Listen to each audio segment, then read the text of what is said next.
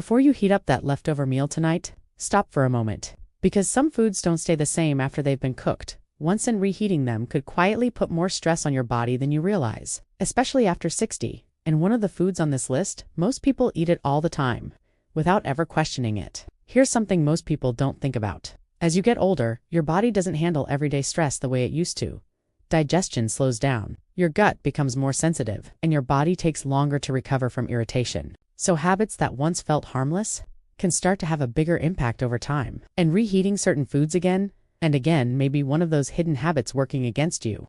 Not in an obvious way, but slowly, quietly over time. Today we're breaking down 5 common foods that many people over 60 reheat regularly, without realizing what may actually be happening inside those foods after they've already been cooked once. We're counting down from number 5 to number 1, and the last 2 may completely change the way you look at leftovers. Let's start with number 5, rice. Now, at first, rice seems like one of the safest foods you can eat. It's simple, it's affordable, and it's part of daily meals in millions of households. So naturally, most people assume if it was safe when I cooked it, it should still be fine after reheating. But this is where things get a little more complicated. Cooked rice has a hidden vulnerability. Once it cools down and sits out even for a short period, it can begin to develop a type of bacteria called Bacillus cereus. Now, the bacteria itself is one part of the problem. But the bigger concern is what it leaves behind. It can produce toxins that don't simply disappear when you reheat the rice again. So even if the rice looks normal, smells fine, and feels hot, those unwanted compounds can still be there. And this matters more after 60, because your digestive system becomes more sensitive with age. The protective lining of your gut isn't as resilient as it once was. So something that might cause mild discomfort in a younger person can lead to bloating, irritation, or a stronger reaction in someone older. That doesn't mean you need to avoid rice completely, but it does mean you need to be more mindful about how you handle it. If you cook rice, try to eat it fresh when possible. If you're saving it, refrigerate it sooner rather than later. Don't leave it sitting out. And when you do reheat it, make sure it's thoroughly heated all the way through, not just warm in spots. Most importantly, avoid reheating the same batch multiple times. A simple adjustment can make a big difference. Cook smaller portions so there's less left over. And if rice is a regular part of your meals, pairing it with ingredients like turmeric and black pepper may help support your body's natural balance. Because sometimes, what seems like a harmless kitchen habit can quietly work against you in ways you don't immediately notice. And the next food on this list, it's even more surprising, because many people think it's one of the healthiest things they can eat. Let's move to number 4. Now, let's move to number 4, and this one catches a lot of health-conscious people off guard. Chicken. For many people over 60, chicken feels like the safest option. It's lean, it's familiar, and it's often recommended as part of a healthy diet. So what do most people do? They cook several portions at once, store them in containers, and reheat them throughout the week. It feels efficient, it feels disciplined, it feels like the right thing to do. But here's the part almost no one talks about. When chicken is reheated, especially at high or uneven temperatures, the structure of its proteins begins to change, and as those proteins break down, they can form compounds linked to something called oxidative stress. Now, that might sound technical, but here's what it really means. The food you're eating is no longer the same as it was when it was freshly cooked. And this becomes more important after 60, because oxidative stress is one of the key drivers behind how the body ages internally. It's linked to inflammation, stiffness in the arteries, and gradual wear and tear at the cellular level. And as you get older, your body doesn't clear those byproducts as efficiently. So think of it like this. Freshly cooked chicken can support your body, but reheated chicken, especially when it's been heated multiple times, can become harder for your system to process. Not harmful in a dramatic way, but subtly working against you over time. And here's something interesting. A lot of people actually feel this. Without realizing why, they feel more sluggish after eating. They notice mild digestive discomfort. Their energy feels flat even, though they believe they're eating clean, and they never connect it back to how the food was reheated. So what's the smarter approach? Start simple. Try to cook only what you plan to eat that day when possible. Fresh food always puts less stress on the body. If you do have leftovers, reheat them gently. Avoid blasting them on high heat until they become dry or rubbery. Adding a little moisture and using lower, more even heat can make a big difference. And here's another small upgrade that can go a long way. Pair your chicken with foods that help your body handle oxidative stress. Vegetables like broccoli, Brussels sprouts, and cabbage contain natural compounds that support your body's defense systems. So instead of reheated chicken on its own, think of it as part of a balanced plate. Because the goal here isn't to create fear, it's to create awareness. Many people over 60 are doing what they believe is the healthy thing by eating chicken regularly. But if the same portion is being reheated again and again, the benefit may not be what they think. And the next food on this list, this one surprises even more people, because it's often considered one of the easiest and safest protein choices you can eat. Let's move to number 3. Now, let's move to number 3. And this one surprises a lot of people.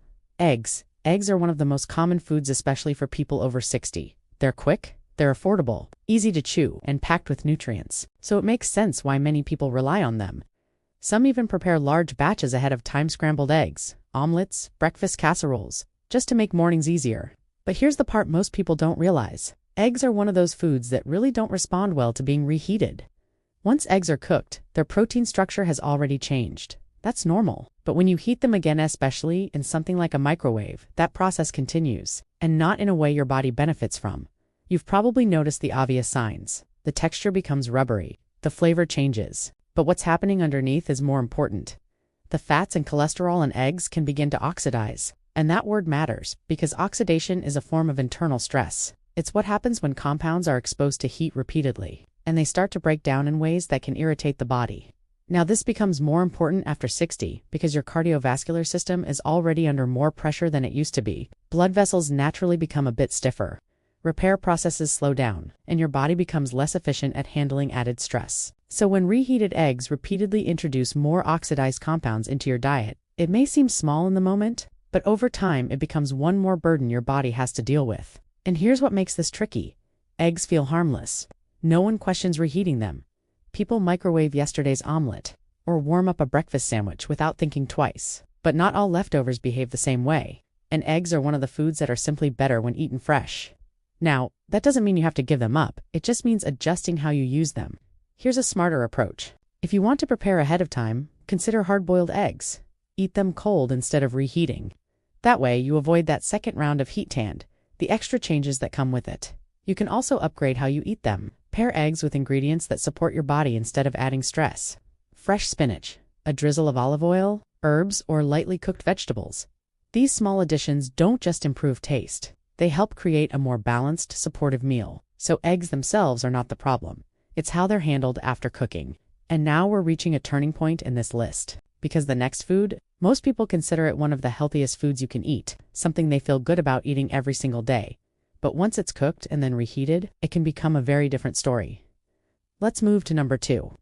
Now we come to number 2, and this is where most people get completely caught off guard. Spinach and other leafy greens. This is the point in the video where people usually pause and think, wait, what? Because leafy greens have one of the strongest healthy reputations of any food. Spinach, kale, beet greens, chard. They're recommended for heart health, circulation, and overall wellness. And to be clear, when they're fresh, they can absolutely be some of the best foods you can eat. But the problem begins after they've been cooked and then reheated. Here's what's happening behind the scenes. Leafy greens naturally contain compounds called nitrates, and in their fresh state, those nitrates can actually support your body. They help improve blood flow. They support nitric oxide production. They contribute to healthy circulation.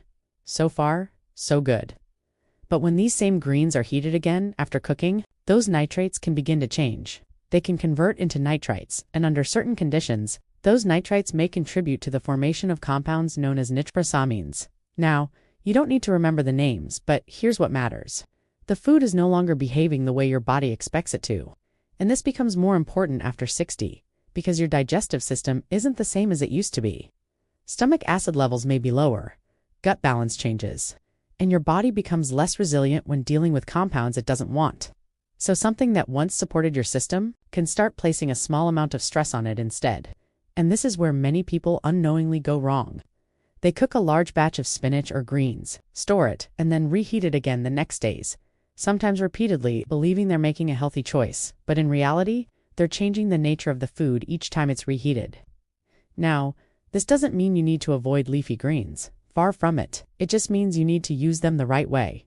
If you cook spinach or kale, try to eat it fresh whenever possible. If you have leftovers, a better option is to eat them cold instead of reheating them again. Add them to a salad. Mix them into a cold dish, or blend them into a smoothie.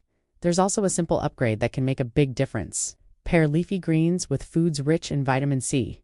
Things like lemon juice, bell peppers, tomatoes, or berries. This isn't just about flavor. Vitamin C can help reduce the formation of some of those unwanted compounds, which is why something as simple as squeezing lemon over your greens is actually a smart habit, not just a tasty one.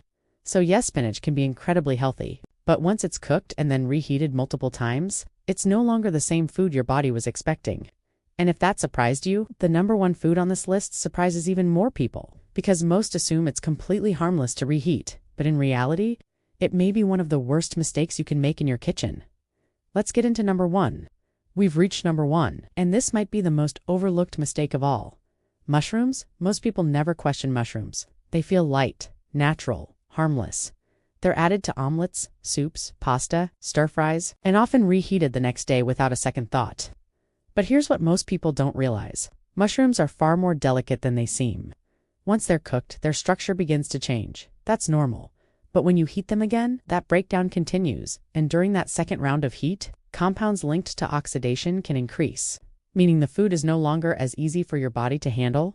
Now this becomes more important after 60, because your body doesn't repair itself the way it used to. Cells take longer to recover. Inflammation lingers longer, and oxidative stress builds up more easily. So something small like reheating mushrooms may not seem like a big deal in the moment, but over time, it adds up, quietly. And that's what makes this so important. Not because mushrooms are bad, but because repeated reheating changes them in ways your body has to work harder to deal with. The good news: mushrooms are one of the easiest foods to cook fresh. A few minutes in a pan with olive oil, garlic, or herbs, and they're ready. So instead of cooking large batches and reheating them again and again, try making just what you need. If you do have leftovers, a better option is to eat them cold. Add them to a salad, a wrap, or a light lunch plate. It may feel unusual at first, but it avoids that second round of heat.